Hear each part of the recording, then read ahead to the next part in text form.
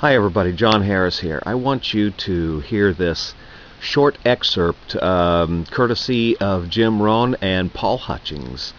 Very good, very important. Today is July 19th, 2011. Hey, it's my wife's birthday. I'm not going to tell you how old she is, but she was born in 1970. Anyway, have a listen to this. It's really great. It's going to empower you. It's about your dream. Talk to you soon. Listen up.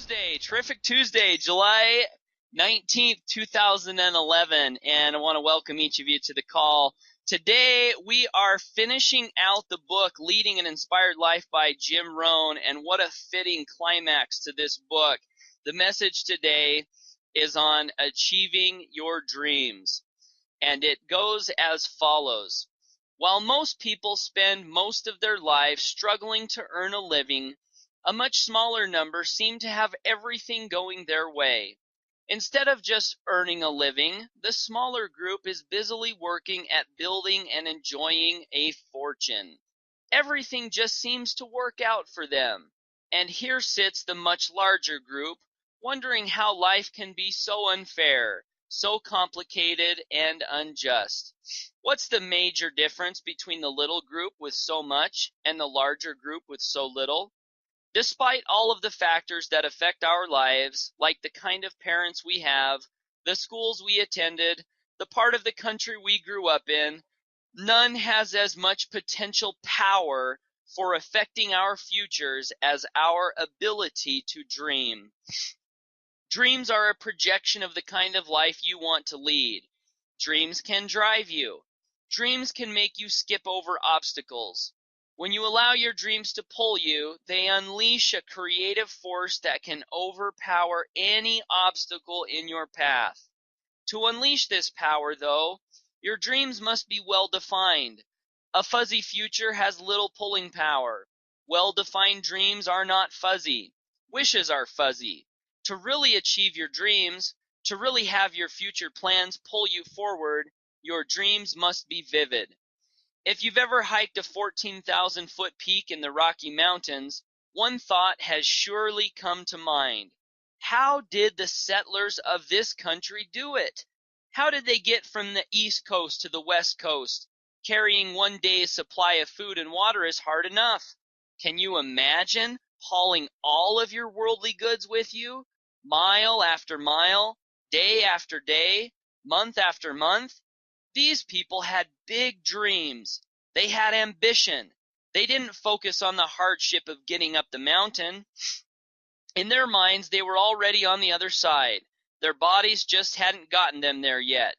Despite all of their pains and struggles, all of the births and deaths along the way, those who made it to the other side had a single vision: to reach the land of continuous sunshine and extraordinary wealth. To start over where anything and everything was possible. Their dreams were stronger than the obstacles in their way. You've got to be a dreamer. You've got to envision the future. You've got to see California while you're climbing 14,000-foot peaks. You've got to see the finish line while you're running the race. You've got to hear the cheers when you're in the middle of a monster project. And you've got to be willing to put yourself through the paces of doing the uncomfortable until it becomes comfortable, because that's how you realize your dreams. Our great country was founded on dreams. They've always been important. Dreams are what caused thousands of people to leave their homes and families and start over in a land where anything was possible. To this day, dreams continue to bring people to our land of opportunity, a country where you can start with a little and end up with a lot. Don't you sometimes wonder why so many immigrants who come to America can build a new life and even a fortune, while many of the people who were born here are barely surviving? They have a dream, and so should you. Your success depends on it. My friends, here's to having a dream. So many people are beaten down in life. So many people are content to live the status quo, to go to a job day in and day out that they hate, to maybe have some wishes here and there of doing something bigger and doing something better with their lives. You know where it starts? It starts with a dream. If you can have a dream, if you can see a better future for yourself and your family, you can start taking steps to achieve that dream.